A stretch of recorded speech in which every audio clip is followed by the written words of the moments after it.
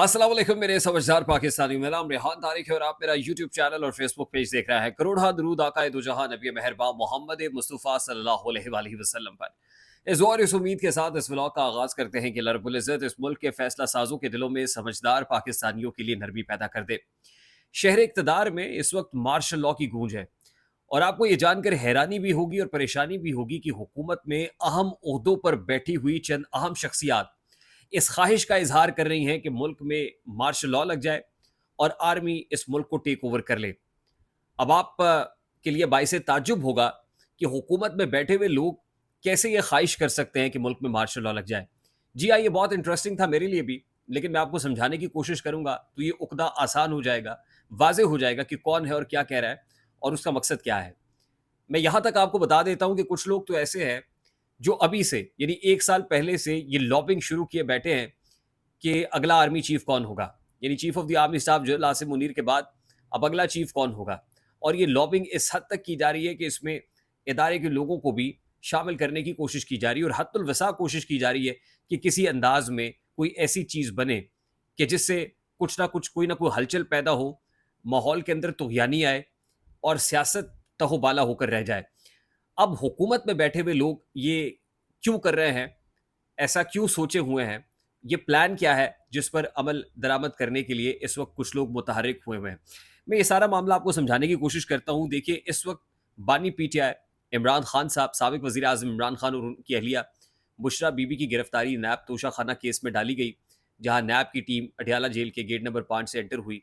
और इसके अंदर भरपूर, मैं आपको ये भी बता दूं कि मुसद्दका इतलात ये भी हैं कि जहां कोर्ट ने इसके ऊपर मुआवनत की है, वहीं इस्लामाबाद हाई कोर्ट के चीफ जस्टिस आमिर फारूक साहब का इसमें बहुत बड़ा रोल है, बड़ा किरदार, और ख़ास तौर पे एटीसी कोर्ट का भी रोल है, क्योंकि इमरान खान साहब की जो गिरफ्तारी डाली गई और जिस सिलसिले में जो पुलिस की टीमें हैं वो भी अडयाला जेल पहुंची, वो भी भरपूर सहूलत के साथ कहीं ना कहीं कोई कुमक जो है वो उन लोगों को भी मैसर आई है कि जो लोग इस वक्त हुकूमत में से वाबस्ता हैं, पाकिस्तान मुस्लिम लीग नून लेड कोलिशन गवर्नमेंट से वाबस्ता है। और राना सनाउल्लाह साहब ने तो यहाँ तक स्टेटमेंट दिया है कि इमरान खान पर आर्टिकल 6 समेत जो जो लगता हुआ लगाएंगे। राना सनाउल्लाह ही वो शख्सियत है जो ये कह चुकी हैं कि या ये रहेंगे या हम रहेंगे। अब आपको समझ आ रही होगी कि पाकिस्तान मुस्लिम लीग नून की बका के लिए ये कितना ज़रूरी है कि इमरान खान जेल में रहे। यानी इमरान खान अगर बाहर आता है तो राना सनाउल्लाह समेत पाकिस्तान मुस्लिम लीग नून, वो नवाज शरीफ हो, शहबाज शरीफ हो या कोई भी हो, मरियम नवाज हो, उनको अंदाज़ा है कि फिर उनका बाकी रहना यानी सियासी तौर पर उनका वजूद ख़तरे से खाली नहीं होगा। वैसे तो जेल में बैठा हुआ इमरान खान भी किसी सूरत ख़तरे से खाली नहीं है और तिगनी का नाच नचाया हुआ है नवाज शरीफ से लेके तो नीचे राना सनाउल्लाह तक। लेकिन राना सनाउल्लाह ये समझते हैं और पाकिस्तान मुस्लिम लीग नून ये समझती कि इमरान खान अगर जेल से बाहर होगा तो फिर हम नहीं होंगे। इसीलिए इमरान खान को हत्तुल वसा ये कोशिश करना के अंदर रखा जाए, पूरी कोशिश की जा रही है। लेकिन उसके अंदर कहीं न कहीं ये जो गिरफ्त है वो कमज़ोर पड़ती जा रही है, ढीली पड़ती जा रही है और आने वाले दिनों में ये गिरफ्त मज़ीद कमज़ोर होती हुई नज़र आ रही है। शायद यही वजह है कि हुकूमती हलकों ने एक बड़ी बारीक वारदात डाली और उनको अंदाज़ा था कि ये होना है। आपको याद होगा कि 2 ऑर्डिनेंसेस पास किए गए थे।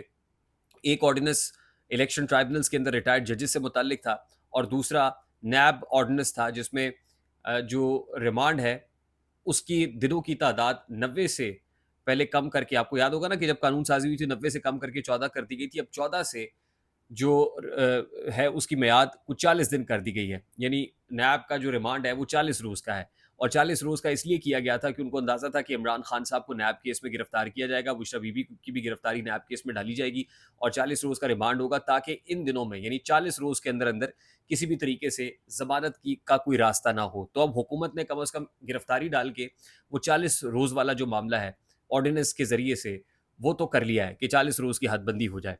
अच्छा, अब दूसरा जो अहम स्टेटमेंट है वो वज़ीर दिफ़ा ख्वाजा आसिफ साहब ने इशू किया है और वज़ीर दिफ़ा ख्वाजा आसिफ साहब ये फरमाते हैं कि अगर हमें 2/3 मेजॉरिटी मिल जाती तो सिर्फ जजों की एक्सटेंशन ही नहीं, जजों की मुद्दत मुलाजमत में तोसी नहीं बल्कि फ़ौजी अफसरान की मुद्दत मुलाजमत, फ़ौजी अफसरान को भी एक्सटेंशन दी जाती।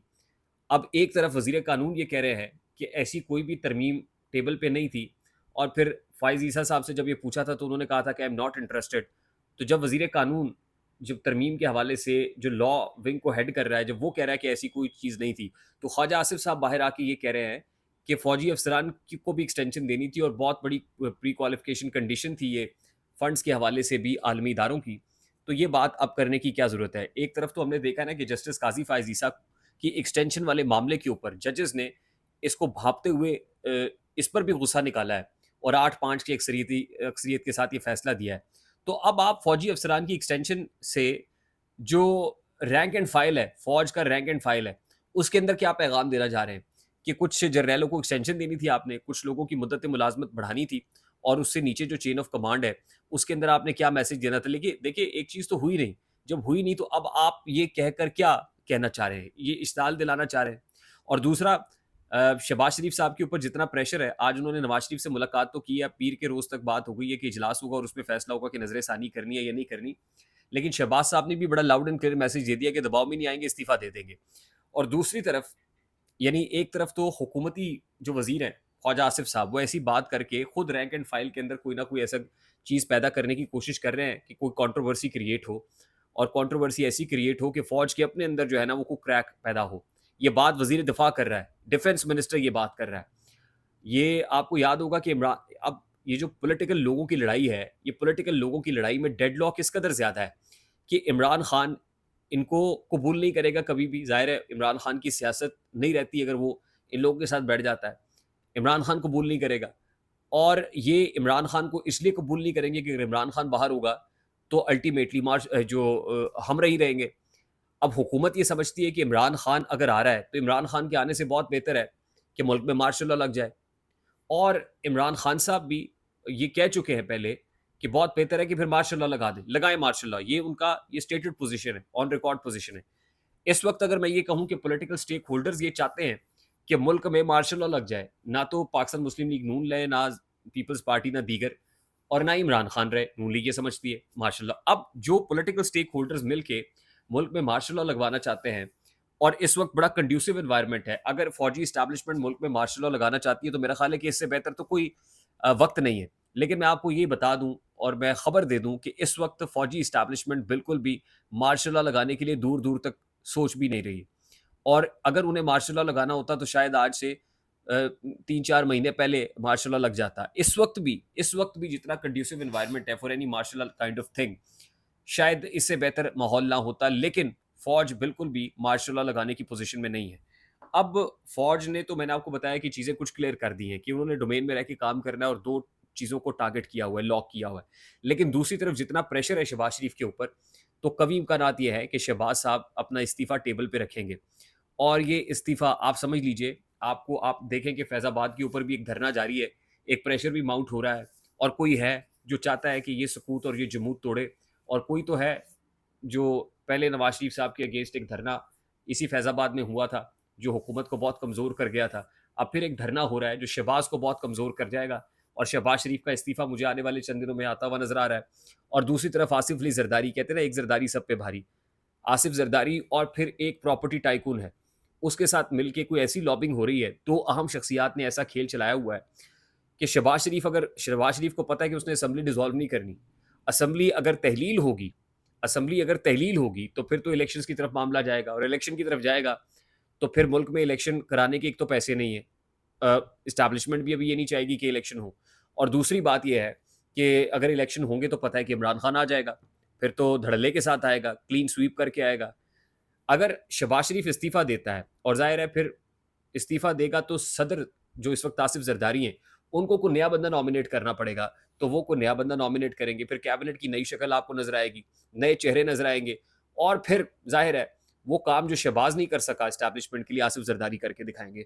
اس وقت ایک نیا سیاسی منظرنامہ، ایک نیا سیاسی نقشہ ابھرتا ہوا نظر آ رہا ہے. Let's keep our fingers crossed. ہم دعا کرتے ہیں کہ جو بھی ہو اس ملک کے لیے بہت بہتر ہو.